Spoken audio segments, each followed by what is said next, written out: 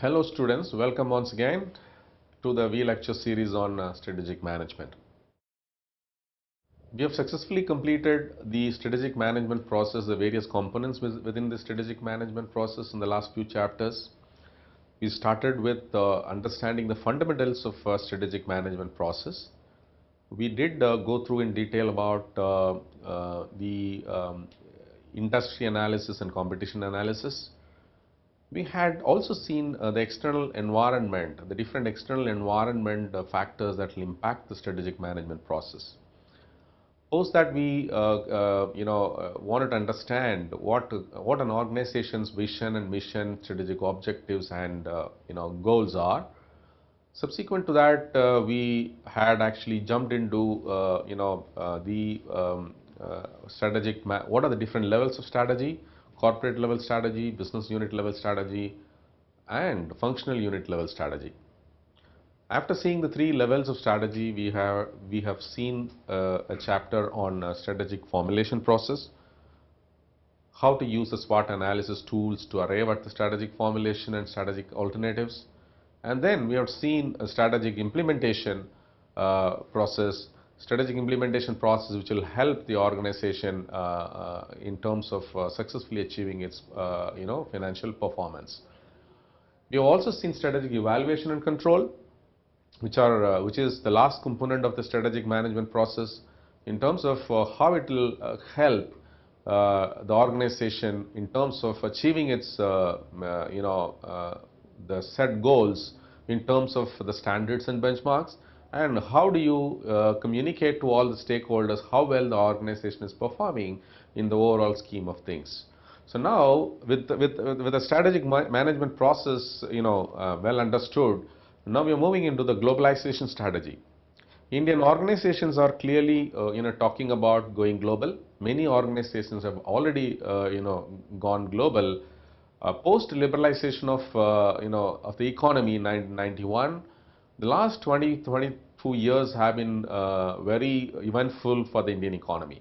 Many Indian corporates have gone into acquiring global companies. There are many examples that I have talked about in the strategic management book, but we will be seeing some of the case studies in this chapter, how it is affecting the Indian economy, how it is affecting the Indian Indian companies who have become really truly global companies, be it the Tata Group, be it the large groups like Aditya Birla Group, or be it the different groups that are telecom companies like Bharti Airtel and Idea. They are all acquiring companies both within India as well as in the global market. So how they are all succeeding, what kind of strategy they have put in place, what are the driving factors which lead them to look at M&A as a strategy in terms of expanding their business, diversifying their business not only in India or new product lines or services, but also in the foreign geographies, how it is adding to the stakeholder values, that we'll be seeing in this chapter. So this is all about understanding the globalization strategy of a corporate company. What are the different dimensions of global strategy? We'll see that. What are the stages of there are 5 stages we'll talk about. Before a company becomes a full-fledged global company, global organization, what are the different steps it can take without impacting its without impacting its financials? Take a step-by-step approach in terms of becoming a global company. Understand the challenges and enablers of the globalization process. And how do you create a globalization culture? So this chapter deals with, because it is important in today's context, to incorporate this as part of the strategic management process. This is one of the cornerstones of strategic management process. That is why I've included that in this particular book. What is globalization strategy? Global strategy is an organization's strategic guide to globalization. What is your strategy? What is your approach to become a global organization in your industry, in your business? So it is very important to understand that from the beginning. Many Indian companies have acquired global organizations. For example, Tata Steel has acquired Chorus Steel in the UK. Tata Motors acquired Jaguar and Land Rover in the UK. Bharti Airtel acquired Zain Telecom in Africa. So there are many examples that you can quote. Infosys have acquired, HCL Technologies have acquired, TCS has acquired. Many companies in India have acquired, global assets in their pursuit to become global companies. Not only that, the very purpose is to address a broader objective in the international market, because their vision is, to make lives of millions and millions of people, enriching the lives. We have seen that in detail in the vision and the mission and strategy chapter, how they are expanding the vision beyond India. I think that's a good thing to have. It creates a lot of economic wealth for people. It creates social impact within India and outside India. And the whole purpose is to become a global conglomerate, doing multiple businesses in multiple industries and creating a socio-economic impact all across the world. I think Indian brands have come of age. Indian brands are becoming truly global, and they are not they are they are comparable to the global peers in their respective industries. So having said that, a global strategy may be appropriate in industries where firms are faced with strong pressures for cost reduction, but are faced with weak pressures for local responsiveness in terms of demand for its product and services. So why they want to adopt a globalization strategy? It could be, they are facing with strong pressures of cost reduction, which is beyond a point it is not possible. Also, they are faced with weak pressures. I want to give an example. Nano product was launched in the year 2000. Tata Nano, I'm talking about the car. It was positioned as the cheapest car. Actually, it is a smart car. It is not positioned as a family car or a smart car. So I think the product didn't become all that successful. So now the product is being rebranded. It is being relaunched in another country. For instance, it is Indonesia. The Tata Nano is being relaunched as a new product with a completely different positioning, marketing positioning in the market. So once that succeeds, probably the product will come back to India again. So we had seen weak pressures and weak responsiveness from the local market, in the Indian market earlier. So obviously it is getting rebranded. Global strategies require a firm to tightly coordinate their product and pricing strategies across the international markets and locations. So how do you globalize your product and the pricing strategies across different international markets, and you are still able to customize the products and services for the respective countries that you are serving?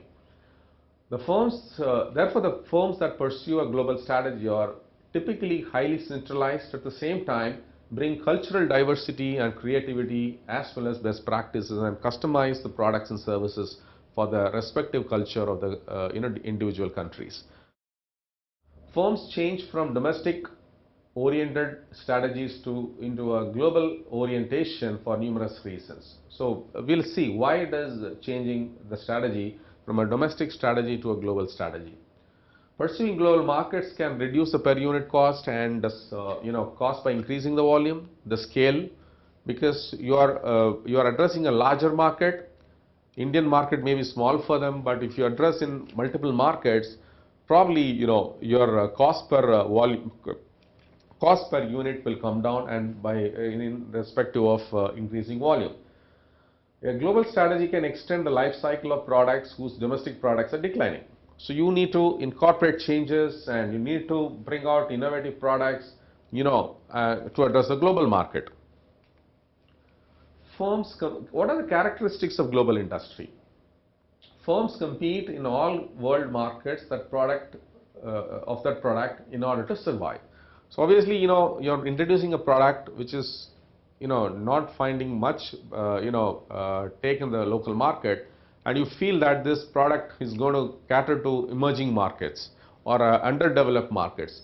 So you produce cars in India or two-wheelers in India, and then you're trying to export to another market, emerging or a developed market, which many companies are doing. Hero Motorcycles is doing, Bajaj Auto is doing, Maruti Suzuki is doing, manufacturing in India and then selling it in other markets. Firm's competitive advantage depends on economies of scale and economies of scope gained across markets because of volumes, increasing volumes. Global markets are international markets where products are largely standardized. So you bring in global benchmarks into your products and then sell in the global markets. Thereby you become a global company. Types of global industries. Basically there are two types. One is multi-domestic industries. You create multiple, you compete in different national markets independently of other national markets. So your industry is on its own within a country and independent of the other national geographies. Other one is global industries. The same firms compete with each other everywhere, so it becomes a global industry, right? The borderline becomes much broader, and the products, the mobile market is a globalized industry. You bring Apple phones in India, Samsung phones in India. So with a little customizations to the taste of Indian consumers. So obviously, you bring scale, you bring volume, you bring down your per unit cost of production, and you gain advantage of market leadership in the respective markets. From a global strategy standpoint, what does it mean? You compete everywhere. You compete in most of the potential markets. Appreciating that success demands global presence,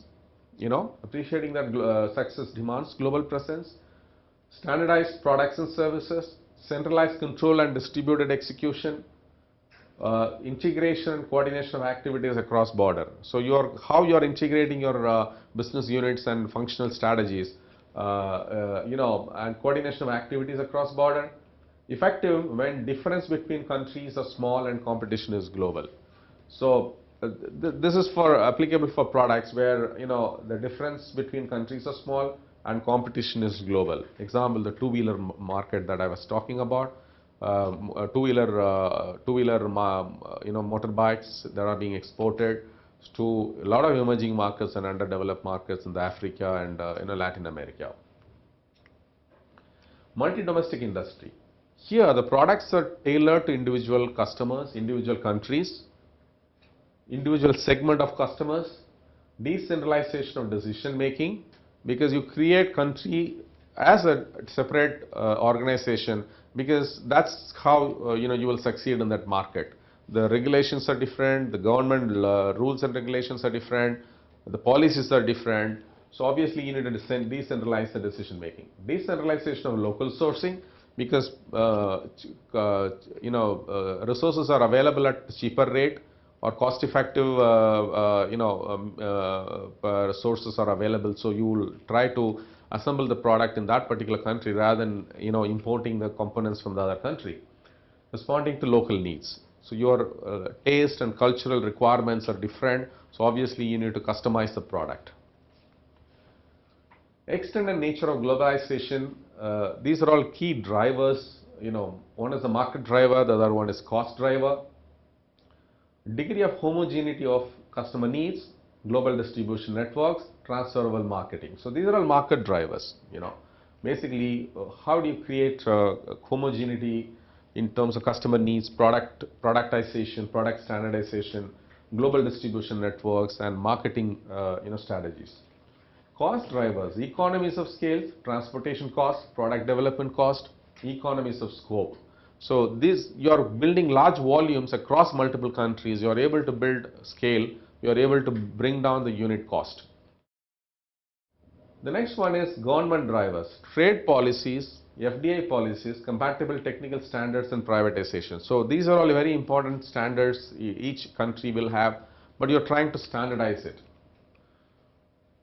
Competitive drivers. Greater the strength of competitive drivers, the greater the tendency for globalization. So if the competitive drivers become more, then your tendency for globalization, because you want to meet the aspirations and expectations of individual markets. So obviously you'll go find strategies which are competitive enough to build a market for you. What are the different dimensions of global strategy? A global company views world as a single market. In a larger context, in a global industry, which I'm talking about, not the multi-country industry, um, a global company views world as a single market, thereby you are able to have a completely different value proposition in terms of scale, volume, costing, in terms of market reach, in terms of your market share. Organization would create a synergy by serving multiple markets. You will create synergy, better marketing synergy by serving multiple markets, but you will formulate unique competitive strategy for each of the specific market. Certain products, you will create for a particular market. For example, KFC in India or McDonald's in India, while the burger remains, the concept remains the same product, but you're customizing it with a lot of Indianized, cuisine into the product line. The different products are, customized for the Indian, consumer's taste. So you're creating a strategy for a specific market in order to succeed. That's how they will succeed. Developing a global business outlook and vision. You're developing a global business outlook and a vision. The Indian companies are already building that, which I said in the beginning. So you're having a global vision beyond India. Forging global alliances to complete in the value chain. So you're having forward vertical integration and backward vertical integration in order to bring together a complete value chain of products and services, and thereby your competitive advantage becomes much more enhanced, and thereby you're achieving your strategy more easily, and then your profitable growth is achieved much in much better way. What are the attributes of globalization? Let's talk about the different attributes. Strategy and planning to expand business globally. You have to have a clear strategy and planning. Developing a global outlook for business and a clear vision, which we said earlier also. You need to have a clear vision and outlook for global business expansion. Identify global production facilities considering the global dynamics rather than national considering. Now you'll have a strategy which is beyond your national strategy. So you need to identify countries, you need to identify factories and facilities which are global in nature, which are driven by global dynamics. This would help in optimizing both costs and margins, baselining product development and production planning on global best practices. So you're bringing in global partners. It could be a technology partner, it could be a marketing partner, it could be any JV partner who brings in his expertise into the country. So you're bringing in global benchmarks back into the country. So you're raising the levels of your standards and practices. So you're bringing best practices out also, market considerations. Tap those global markets where price realization for the products is higher. So you're able to identify markets where your price realization and average productivity becomes more, thereby achieving your end result fast. Global sourcing of raw materials. So you're talking about volume and scale, so you can negotiate better. You can bring in global sourcing of raw materials, technology, have technology partners, raise finance capital at a lower interest rate from Japan and US or Europe compared to only raising the capital within India where the interest rates are higher. Recruit best people for different business lines to maximize the cost and productivity efficiency of the business operations. Global orientation of organization structure, management and culture to manage diversity. How do you manage the diversity? How do you bring in different partnerships? How do you get into an organization structure which will support structure and management? You bring in management from outside. You will have expatriates working in the company. They bring in their global experience into the company. Global leadership into the company. So that's how most of the Indian organizations are working today. Forge global strategic alliances to complete the value chain of products and services. So you bring in strategic JVs and partnerships, and you bring in integration of the complete value chain of products and services. Thereby you become market leader. What are the different stages? We talked about how do you reach the ultimate goal of globalization. There are different stages which will take you there to the ultimate step. The first stage is to forge tie-ups with local dealers and distributors, just a marketing strategy, a distribution strategy. your products are exported from India and to the emerging markets or underdeveloped markets.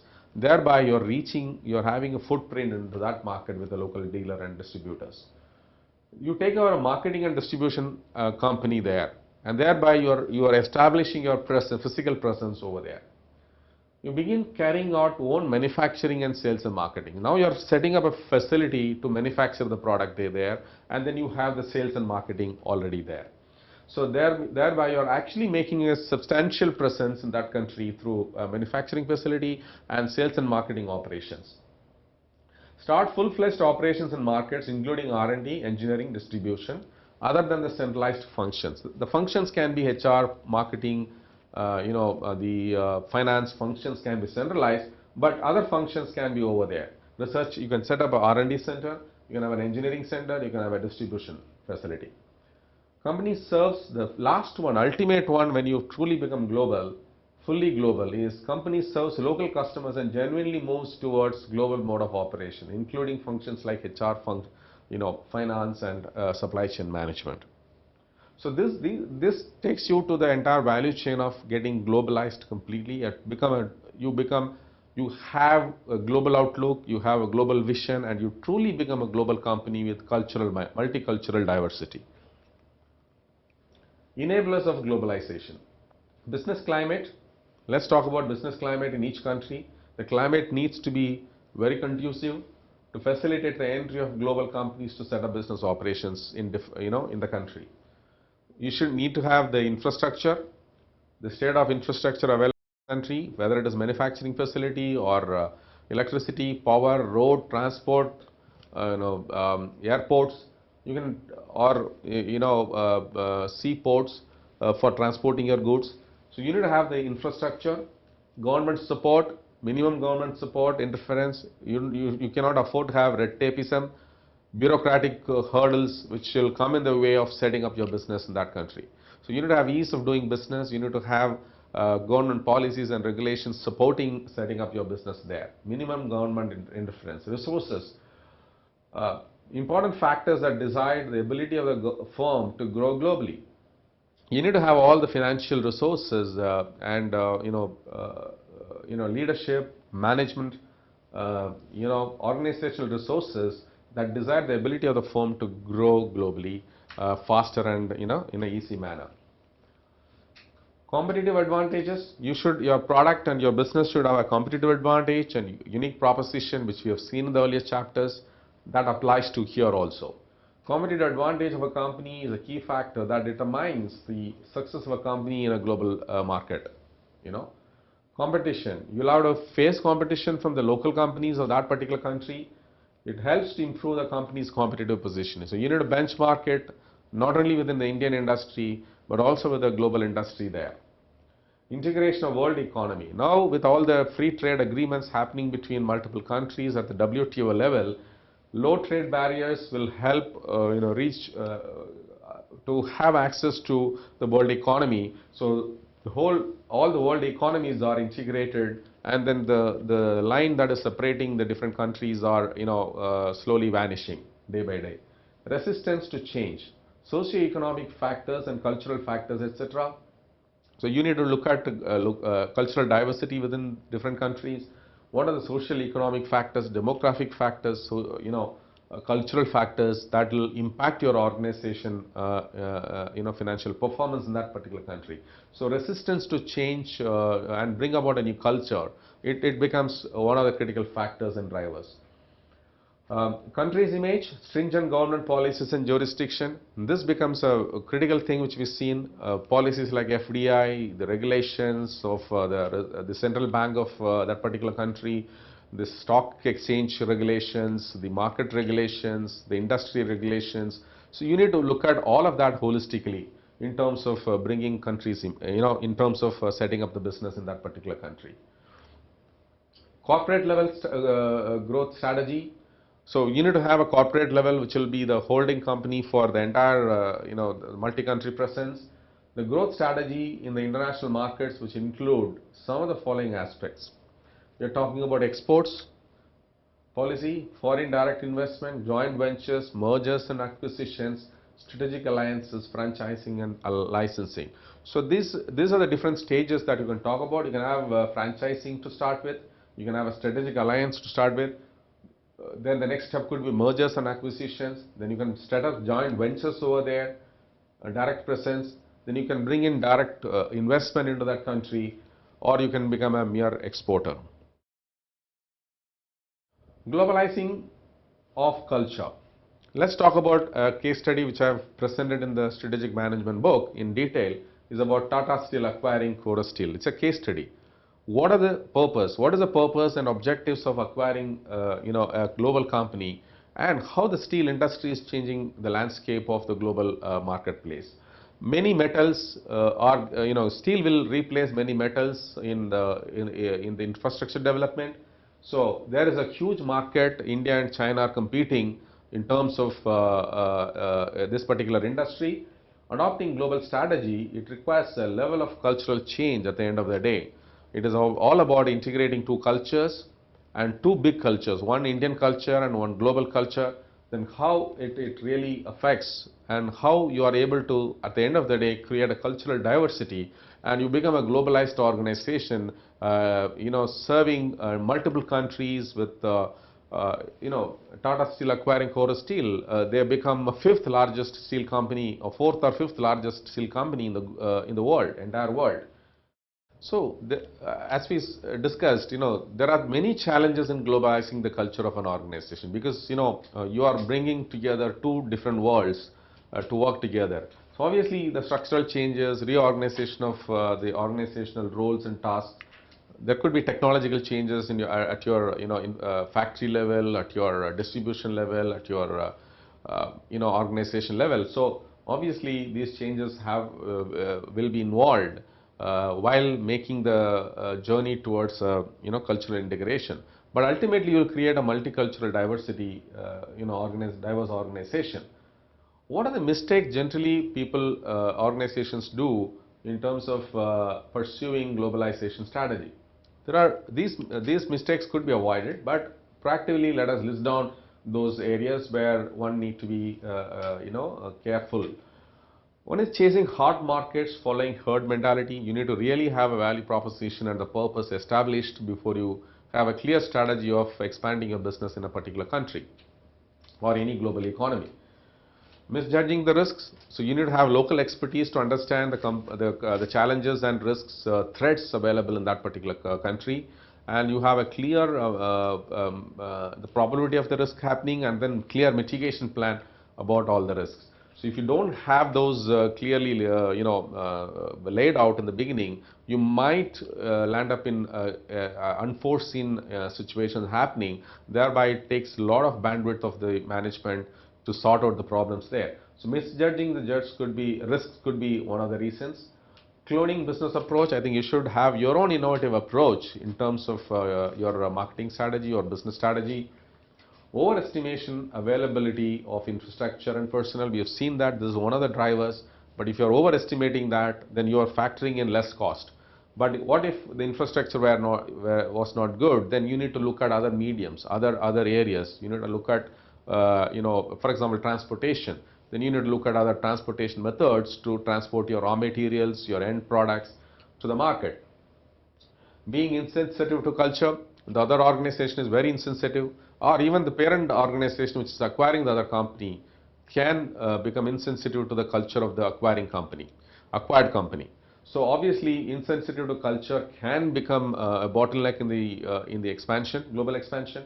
Intolerance to ambiguity and uncertainty. Sometimes you have to look at uncertainty and then clearly have plans to address the uncertainty and the risks involved in globalizing your strategy. So I think these are some of the mistakes an organization could commit while making a globalization strategy. So this has been covered in the book in detail. You can go through that.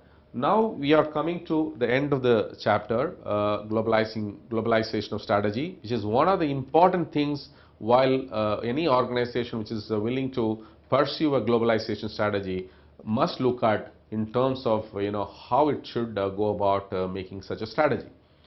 So in this chapter, we have clearly seen substantial we have seen, how the global world is getting liberalized. India is getting liberalized post 1991. Last 20 years, we have seen substantial, activity happening on the globalization front. Liberalization of international trade and investments over a period of time has strengthened the forces of globalization. We have also seen the different stages of organization going through the globalization. First, you go and export and distribute your product there with a local partner. Then you acquire a sales and marketing company and establish your presence. Third, you set up your manufacturing, set up an R&D center there. Fourth, you bring in your other functions into the company, into that particular country. The fifth one is you are going and acquiring a complementing strategy, a complementing company with all the expertise, and you are able to become a truly global organization. So these are different stages of organization going through globalization. Multiple strategies like exports, foreign investments, JVs, joint ventures, mergers and acquisitions, strategic alliances, franchises. These are the options available for any organization to become global. So it is not a one, this is how you need to do. Whatever strategy that fits into your overall organization's global outlook and vision, you should look at.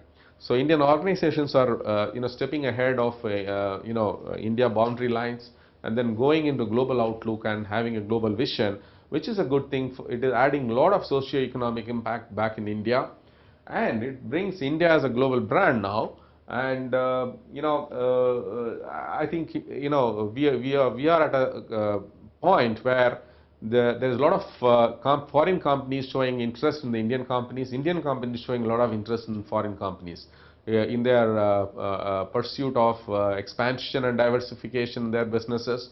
So which is a welcome change. So now globalization strategy has become part of any company's overall strategy making process. So that's why I've included this chapter in the strategic management process, the strategic management subject. I hope you have enjoyed this lecture. If you have, you go through the book, and if you have any questions or doubts, please do let me know through vSchool. I'll be more than glad to address them. Thank you for your time, and thank you for your patiently listening to this lecture.